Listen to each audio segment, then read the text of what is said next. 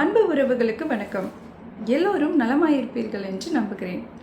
இன்றைக்கி நாம் திரு அண்ணாமலை அண்ணன் அவர்கள் லிங்க்டின் தளத்தில் ஒரு ஆர்டிக்கிள் எழுதியிருந்தார். 6th June அன்னைக்கு.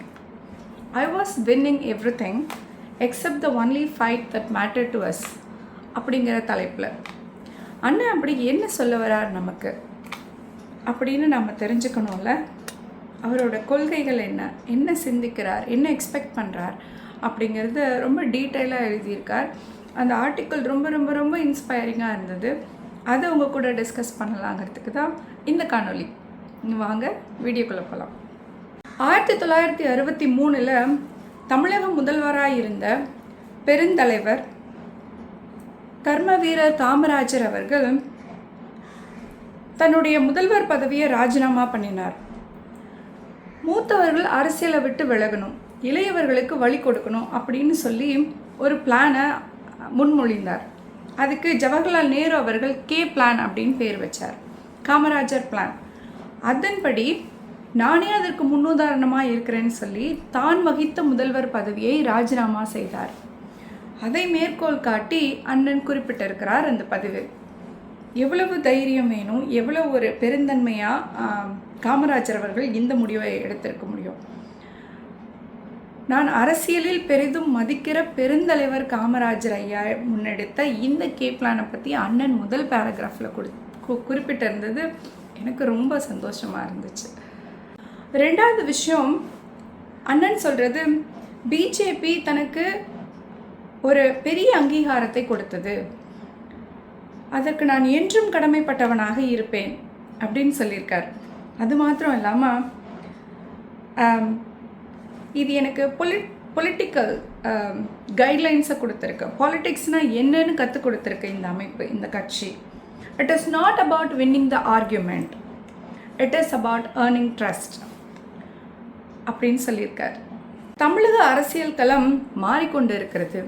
முன்பு இருந்தது போல் ஒரு பர்டிகுலர் தலைவனை பற்றி தூக்கி நிறுத்தி பேசுவதும், எதிர்த்து கேள்வி கேட்காம அமைதி காப்பதும் அப்படி இருக்க போகிறது இல்லை இந்த அரசியல் களம். இது மாறிக்கொண்டு இருக்கிறது தமிழகத்தில் அப்படின்னு சொல்லிட்டு 2017 ஜனவரியில் நடந்த மெரினா சம்பவம், ஜல்லிக்கட்டு போராட்டம், அதை பற்றி ரொம்ப அழகாக சொல்லியிருக்கார்.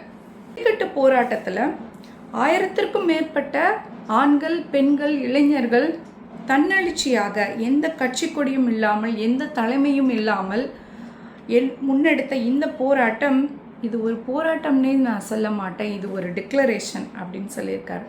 உரிமைகளை நிலைநாட்டிக் கொள்வதற்கு யாருடைய பெர்மிஷனும் தேவையில்லை அப்படிங்கிற உறக்க சொன்ன விஷயந்தான் இந்த போராட்டமாக நான் பார்க்குறேன் அப்படின்னு அண்ணன் சொல்லியிருக்காரு. ஏற்பட்ட இந்த புரட்சி நின்று போயிடுச்சா, மக்கி போயிடுச்சா, இறந்து போயிடுச்சா அப்படின்னா இல்லை, இது இன்னும் சுடர் விட்டு கொண்டு தான் இருக்கிறது.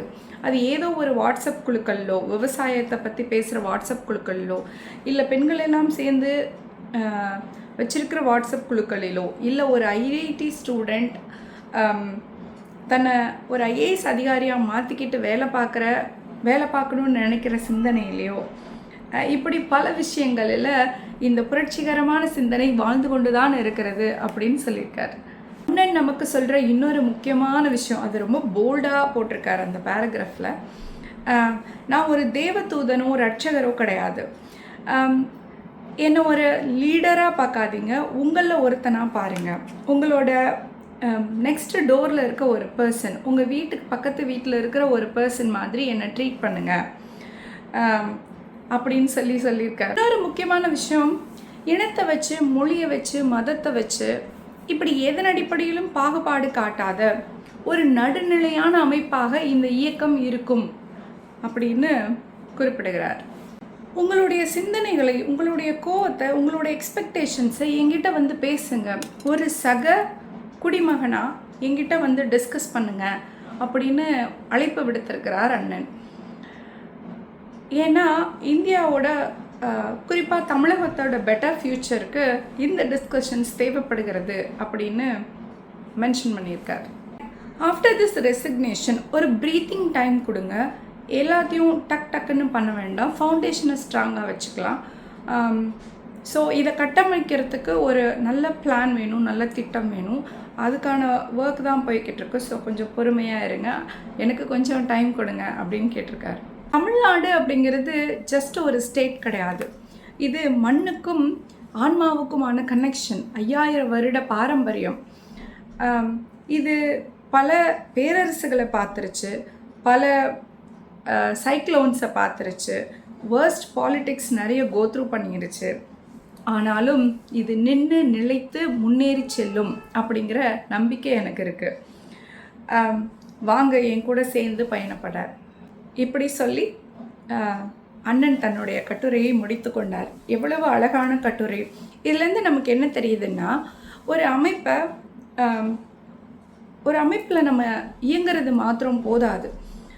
அந்த தலைவர் என்ன சொல்கிறார், என்ன எக்ஸ்பெக்ட் பண்ணுறார், அது ரொம்ப ரொம்ப முக்கியம். அதை நம்ம ஃபாலோ பண்ணணும், புரிஞ்சுக்கணும், புரிஞ்சுக்கிட்டு அதை ஃபாலோ பண்ணணும். அப்போ தான் அவர் எக்ஸ்பெக்ட் பண்ணுற அந்த சேஞ்ச் நடக்கும் அப்படின்னு நான் நம்புகிறேன். இந்த தகவல் உங்களுக்கு பயனுள்ளதாக இருக்கும்னு நான் நினைக்கிறேன். மற்றும் ஒரு சிறந்த காணொளியோடு உங்களை நான் மீண்டும் சந்திக்கிறேன். அண்ணனுடைய முயற்சி வெற்றி பெற வாழ்த்துக்கள். நன்றி.